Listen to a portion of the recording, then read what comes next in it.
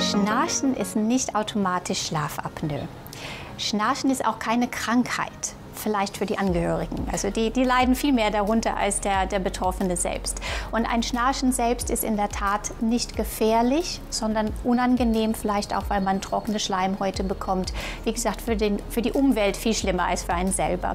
Es ist aber wichtig, wenn man Schnarchen hat, zu schauen, ob nicht trotzdem zusätzlich eine Schlafapnoe da sein kann, denn diese beiden Dinge gehen gerne Hand in Hand miteinander.